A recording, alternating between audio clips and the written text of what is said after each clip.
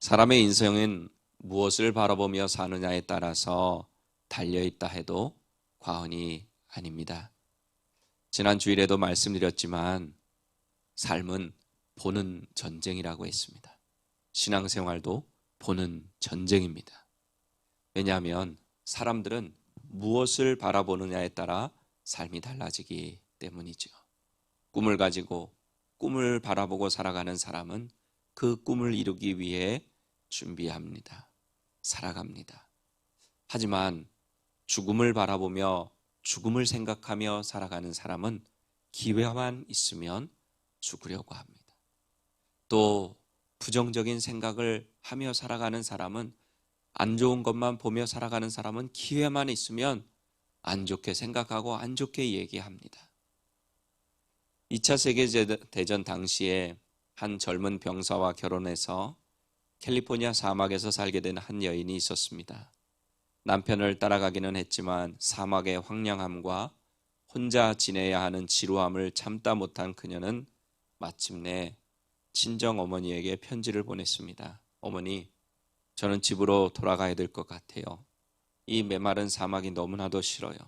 이곳은 살기에 너무 끔찍한 곳이에요. 그녀의 어머니가 그 편지를 받고 답장을 보내왔습니다. 거기에는 다음과 같은 아주 짧은 글이 쓰여 있었습니다. 두 사람이 감옥의 철장을 내다보고 있었다. 한 사람은 진흙을 보았고 한 사람은 별을 보았단다. 어머니가 보낸 글의 의미를 간파한 세덱은 별을 찾기로 결심했습니다. 그녀는 사막에 꽂힌 선인장에 대해 연구하기 시작했고, 또한 그 근처의 인디언의 말과 풍습, 전통을 연구했습니다.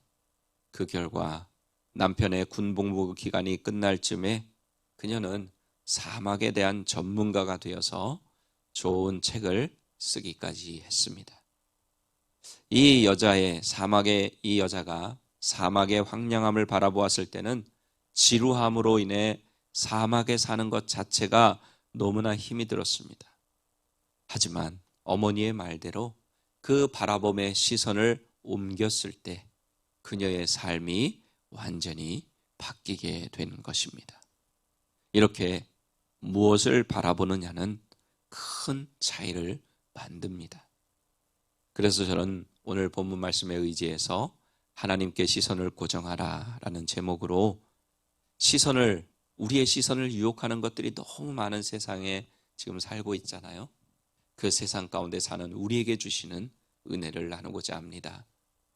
애굽 땅을 나온 이스라엘 백성들은 기쁨과 환희에 차서 또 하나님의 임재의 상징인 구름 기둥과 불 기둥의 보호를 받으며 인도를 받으며 약속의 땅 가나안 땅을 향하여 담대히 나아갔습니다.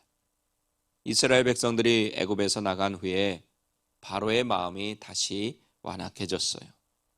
마음이 완악해진 바로는 애굽의 모든 병거와 군사들을 거느리고 이스라엘 백성들을 막 추격했습니다.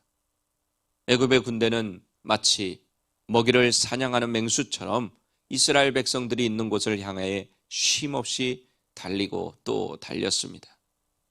이스라엘 백성들은 추격해오는 그 바로의 군대를 보게 됩니다.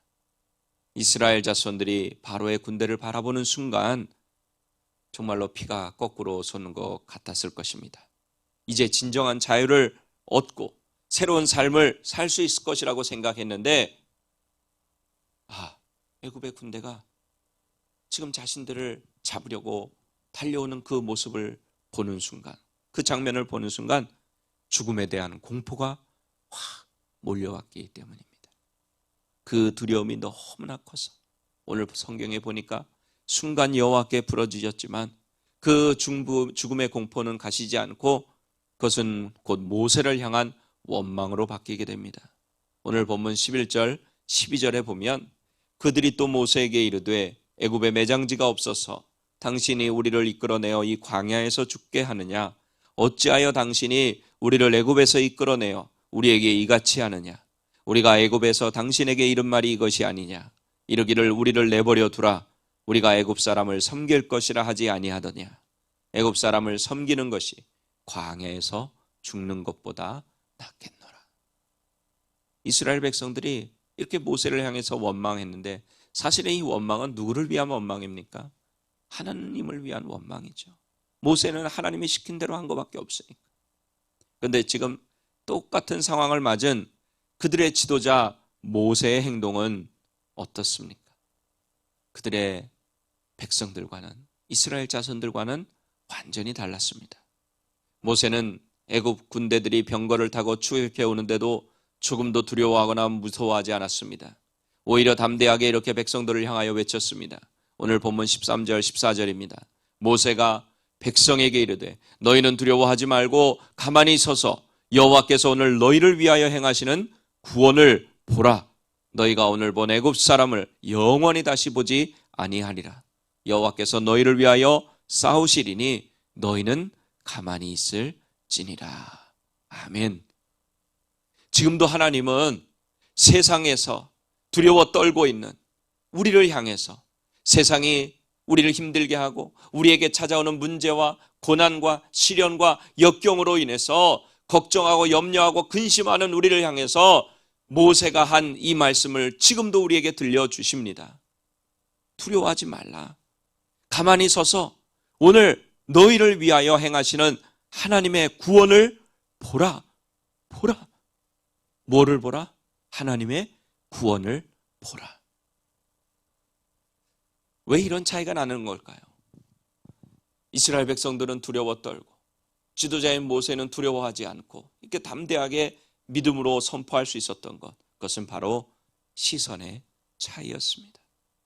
이스라엘 자손들은 병거로 무장하고 자신들을 죽이려고 달려오는 애굽의 군대만을 바라보았습니다. 그 군대 앞에 그들이 할 수 있는 것은 아무것도 없다고 생각했습니다. 그제 잡혀가면 끝이구나 하는 생각밖에는 없었습니다. 죽음뿐이라고 생각했습니다. 죽음에 대한 공포가 그들을 완전히 200만 명이나 되는 사람들을 삼켜버린 것입니다. 하지만 그 중에 한 사람 모세는 애굽의 군대를 바라본 것이 아니라 여전히 이스라엘 자손을 위해서 싸우시는 하나님을 바라보았습니다. 하나님께서 행하실 구원을 바라보았습니다. 여러분 한번 생각해 보세요.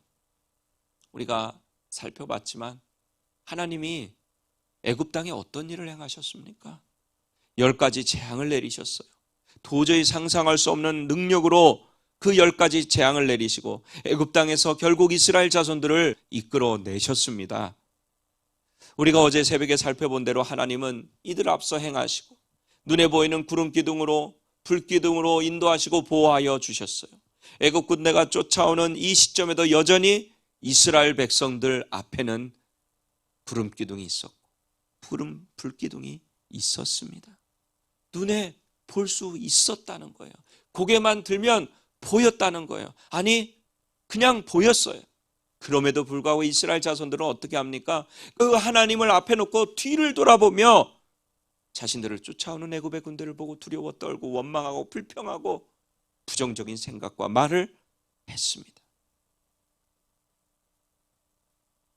뒤에 따라오는 애굽의 군대의 시선을 빼앗겨 버리니까 뭐가 안 보인 거예요? 그 전까지 보였던 구름 기둥, 불 기둥이 안 보이는 거예요. 즉 하나님의 임재가 보이지 않고 느껴지지 않은 것입니다. 하지만 모세는 여전히 구름 기둥으로 앞서 행하시고 싸우시는 불 기둥으로 지키시고 보호하시는 하나님을 바라보고 있었습니다. 그러니까 전혀 두려울 것이 없었던 것입니다. 동일한 상황이지만 애굽 군대를 바라보느냐 하나님을 바라보느냐는 이런 큰 차이, 하늘과 땅 차이를 만든 것입니다. 하나님의 백성된 우리가 삶을 살아가면서 좌절하고 실망하고 절망하는 이유가 뭡니까? 한번 가만히 생각해 보세요. 그것은 바로 바라봄의 대상이 잘못되었기 때문입니다. 성경에 나온 대로 우리는 믿음의 주요 온전케 하시는 예수를 바라봐야 하는데 우리의 삶에 다가오는 어려움, 고난, 시련, 문제들, 어려운 환경들을 바라보고 사람을 바라보니까 좌절하고 실망할 수밖에 없는 것입니다.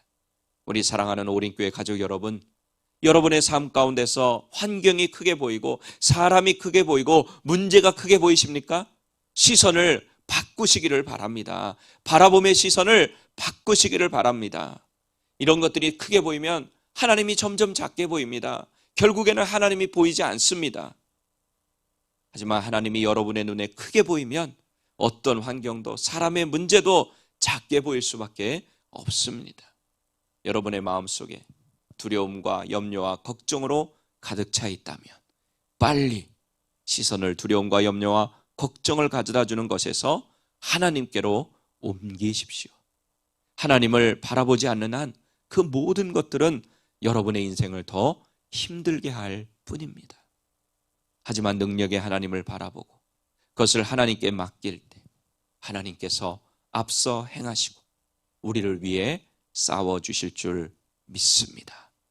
하나님께만, 예수님께만 시선을 고정하여 오늘 하루도 하나님이 주시는 은혜와 승리를 누리는 우리 모두가 되기를 예수님의 이름으로 간절히 축원합니다.